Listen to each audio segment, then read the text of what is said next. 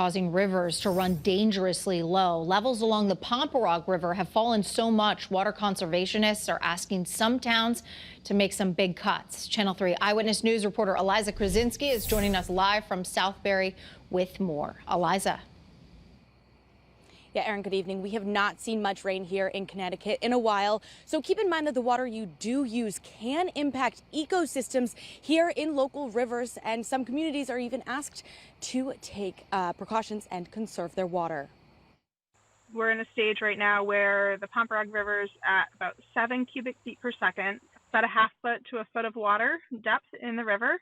Connecticut Water, Pomperaug River Watershed Coalition, and the town of Southbury are asking residents and businesses in the Pomperaug River Basin in Southbury, Middlebury, and Oxford to reduce their water usage. The Pomperaug is a river that can respond quickly to rainfall. If we get a couple of good steady days of rain, the river level can come back up, but it tends to drop off just as quickly. 70% of the water in the river is groundwater, the rest coming from rain, which we haven't seen much of.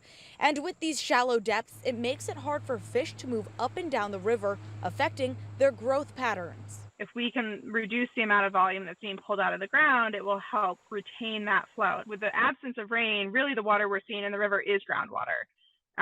It's not being filled back up by the rain. Whether you get water from a public water utility or private well, it's all coming from the same source. It typically comes from groundwater. It's a well, a hole in the ground, and it's drawing water from that same resource, that same underground water supply.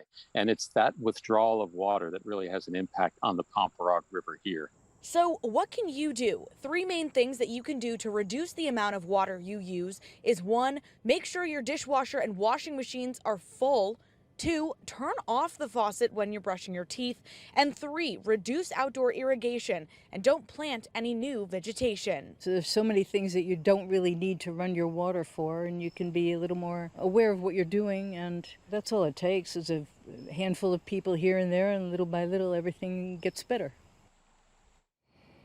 Yeah, so hopefully we get some steady days of rain here soon. But in the meantime, you're urged to take these things into consideration. Live in Southbury tonight, Eliza Krasinski, Channel 3 Eyewitness News.